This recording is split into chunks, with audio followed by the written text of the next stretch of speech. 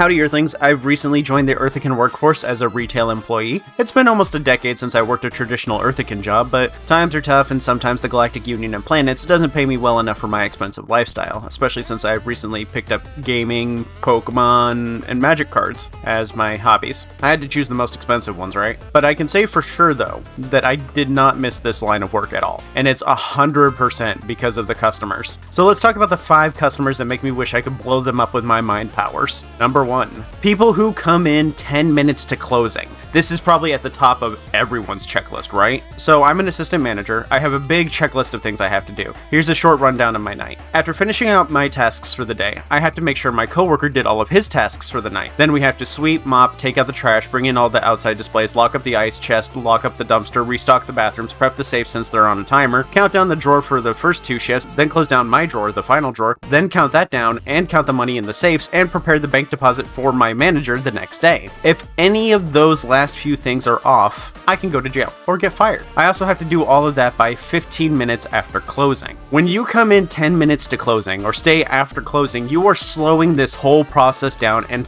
me and my coworker over. We have never done anything wrong to you because we're not allowed to. So I don't know why you'd want to do this to me. Also, doesn't every job hate it when someone comes in so close to closing? So why is this still a thing? You don't like it when people come in close to closing. I don't like it. So why are you still doing it to people? Why is this still happening? If you look at the time the store closes on your phone and you think, I can make it, you are wrong. Start over. And if you still do it and you're like, oh, the cashiers never complained about it, that's because we aren't allowed to. Technically, the store is still open. But when we keep saying 15 minutes till closing, 10 minutes till closing, 5 minutes till closing, that is us saying, get your shit and get out. It's even worse when you come in and stay past closing to do checkout. The closing time isn't your goal to check out. It's your goal to be gone and out of the store. When you stay past closing, the same thing always happens. I have to restart the safe timer because I can't open it in front of customers, which means I have to wait another 10 minutes for it to open. You get in a rush and I have to calm you down because when you rush, you make mistakes, which slows down the whole process even more. Then I have to be nice when I just want to go home and see my family. The same as you. I have to say stuff like, oh, it's fine, I'm paid to be here. Then I have to listen to corporate, a bunch of elderly husks who have never touched a register, tell me how to do my job because you couldn't wait until tomorrow to grocery shop 5 minutes to closing. When you finally do leave, I immediately pull my drawer, set the safe again, or I open it. Then you come rushing to the door because you forgot something. Meanwhile, I'm not supposed to open the doors again after locking them because it prevents me from being robbed. And I have been robbed before, so it's not like it doesn't happen. It's not like we're worried about this for nothing. I have been held at gunpoint for a pack of Newports. But I'm not supposed to open the doors after closing. Or worse, you forget something like eggs and need to buy something real fast. Well, bad news. I pulled the drawer already and you can't make any more transactions. I can't make any more transactions, period. I can't just put the drawer back in and make another purchase. It messes things up for money counting. And if it messes things up, it looks bad, I go to jail. Probably not, but I do get in trouble. Then when you're finally completely gone 10 minutes after closing, I have to do the rest of my job and end up closing 30 minutes to 40 minutes late, which wouldn't be so bad. If all I had to do was listen to corporate complain, oh well, they complain about everything. It wouldn't be so bad if I wasn't scheduled to open the next day because everyone calls out all the time, and now I won't get home in time to get my full 8 hours of sleep unless I want to skip dinner and breakfast. All of this happens because you can't wait until tomorrow or go to the Walmart down the road. If you show up 10 minutes to closing, you're the second worst kind of customer. First is people who stay after closing. Both of you should hold hands as you walk off a cliff together. No, that's not nearly harsh enough. You should both fall down an upwards escalator as you're perpetually stuck falling forever. Number 2, drunk or customers under the influence. Obviously, this doesn't apply to customers who are smoking the kind herb. I'm talking about the customers who come in drunk or high on something like pills or meth. It happens a lot more than you think. America has an opiate problem. Pretty much any time you increase my responsibility and make my job harder, you suck. I have a couple stories for this, but I'll keep it short. Dude comes in drunk or on pills and decides to pick on and mock my autistic coworker. My coworker gets uncomfortable and goes to walk away and accidentally bumps into the drunk. The guy shouts and yells and tells him to meet him outside for a fight, despite my coworker apologizing. If you are drunk, stay home. If you are on pills, stay home. Another time, my job's bathroom was busted. Sewage was spewing out of the store floor because of the grates in the floor. They're all connected to the same pipeline so that the water can, go outside. applied. It makes cleaning the floors easier. After a couple weeks with no bathroom, while I worked third shift and there was nowhere nearby open, we had someone come by to check the pipes and he found a clog.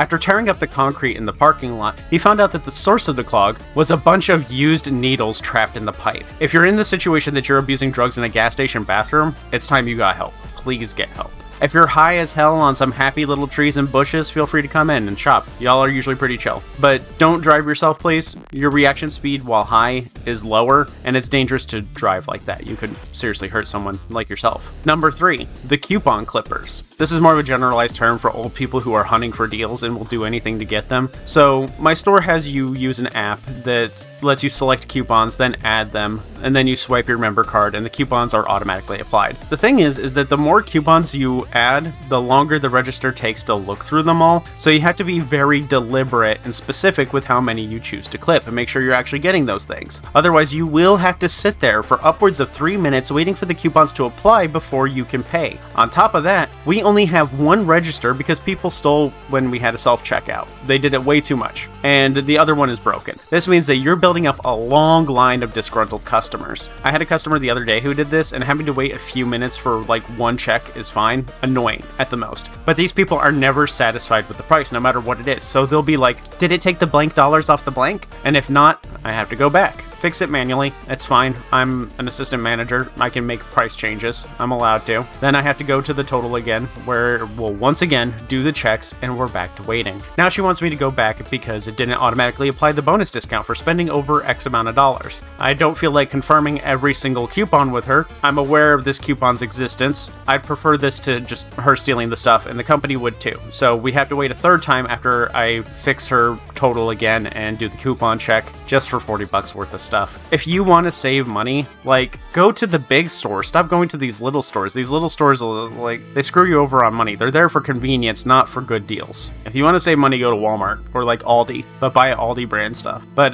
lumped into this is the people who try to scam you. There are prepaid card scammers who get you to try and activate cards for them that they can then resell online. I'm not talking about them because I never fall for that junk. No one falls for that junk. We train people to not fall for that. I'm talking about customers who will put things in the wrong places or find similar products next to each other and pretend to be the dumbest person on the planet. For example, a lady came in looking for packaging tape to tape up a box. I walk her over to it and then leave her there to pick out her product. She comes back and I ring it up, Scotch brand. The price is higher than she thought it would be. She got upset and took me to where it was. I point to the label on the shelf where it clearly says Duck as the brand, not Scotch. She of course argues and says stuff like, I should still get the money off because it was put back in the wrong place. When anybody could have put that in the wrong place. Another customer could have put that in the wrong place. I'm not responsible for what the customers do. But you know, if a cheaper product was put there by accident, she wouldn't be begging me to pay more for it.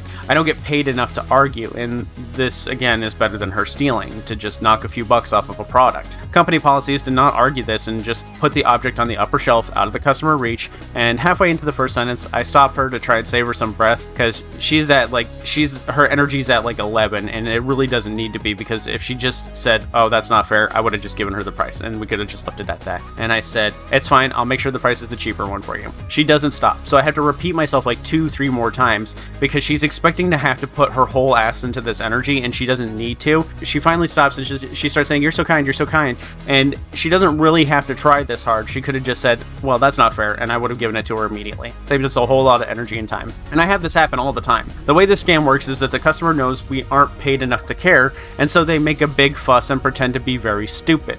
It's easier to give them the deal and move on. At the same time, they're making my day worse because I have to deal with a fake annoyed customer and I know I can't say anything about it. Another time this happened with olive oil. 2 products are directly next to each other, some pricey brand, then our store brand. The product labels will go pricey label and then have a space so that you can stock 2 rows of that brand. Then the cheapo label. The guy said that the pricey brand, which is to the left of the label in the gap, should be part of the label to the right. Last I checked, I don't check this very often, often, but I'm in America and we read left to right here, so I don't know what he's going on about. At this point, I was an assistant manager finally, and I said, "Would you insist on paying more if things were reversed?" He smiled, played dumb, and said, "No, I don't see how that's related." "Of course you don't, sir. Of course you don't." He knows what he's doing, and I know what he's doing, but it's only $1 difference, so I just let it slide. It's like $1.50, whatever, I don't care. Then I explained to him how this and every other store in America works as if he hasn't lived here for 60 years. Then I go on about my day. I don't care that people like this are scamming the store. I don't care if corporate makes $1 million less this year. I care that he's being annoying as hell and making my day worse because he won't just buy the cheaper brand that he's trying to get the deal for, which is no different than the more expensive one. Because here's a fun fact. Store brands are just big name brands bought wholesale and relabeled.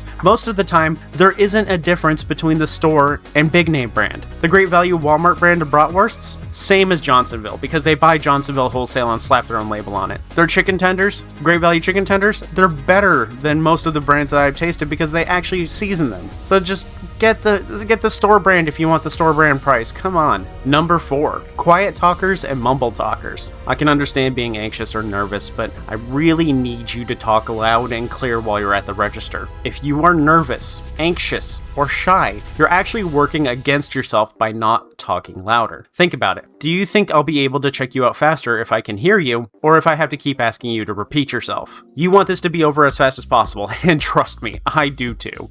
I want this whole day to be done as fast as possible. Of course, this is just at best a minor inconvenience. It's not really that bad. It's fine. It's whatever. And I'm just more saying this for your benefit. If you hate talking to people, you're making things harder for yourself because I'm going to make you repeat yourself because I can't do the transaction if I can't hear what you're asking for. If you're on your phone though, you're on your fucking own. I'm probably not even going to try to talk to you. Number 5, customers who are bad at stealing. If you're good at it, this doesn't apply to you.